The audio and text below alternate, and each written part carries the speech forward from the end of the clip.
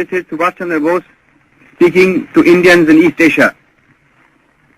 My countrymen in East Asia, while I am in Tokyo, I desire to address a few words to you, and I have no doubt that you will give them due consideration.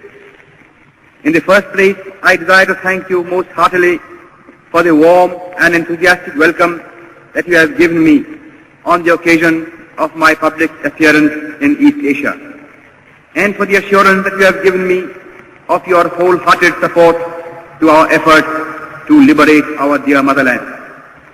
I feel overwhelmed at this manifestation of your burning patriotism and spirit of sacrifice.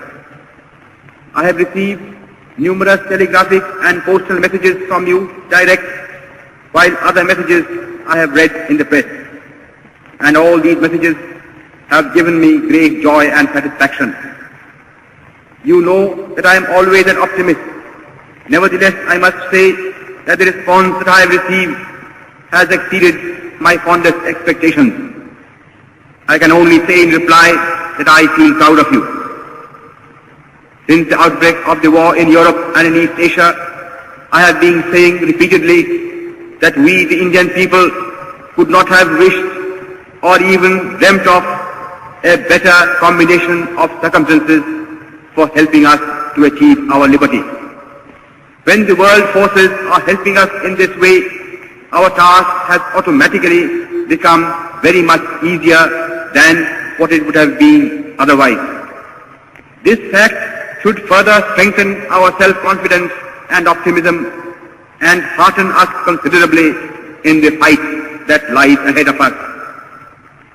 I am overjoyed to see that you have already realized that the responsibility of winning freedom does not rest merely on the shoulders of our countrymen at home. It is but natural that they should bear the brunt of the burden, and they have been doing so already. But at the same time, every Indian, no matter where he may be living at the present time, has a duty towards his country, and he must contribute his due share towards the final victory. I am convinced that India cannot hope to be free until all Indians living abroad perform their duty in this momentous world crisis. Owing to the fact that the tripartite powers have been giving their fullest support to Indian independence, it is comparatively easy for Indians living in Axis countries or in countries controlled by the Axis powers to play their part in the national struggle. Consequently, among those Indians who are now abroad, I expect that Indians living in Axis countries or in countries controlled by the Axis powers will render the maximum service to their motherland. Here in East Asia, you have seen for yourselves how deep is the interest in and sympathy for Indian independence. The readiness of the Imperial Japanese government and nation to render us any assistance in our national struggle that we may need has naturally lightened our task to a considerable degree. Consequently, there can be no possible excuse why any Indian in East Asia should not pull his whole weight in the present struggle.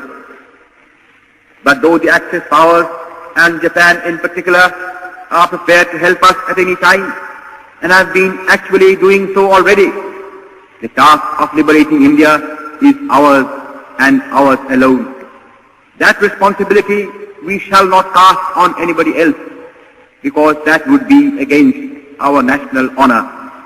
Moreover, we have no right to ask for or expect help from any quarter until we ourselves have first of all done our very utmost.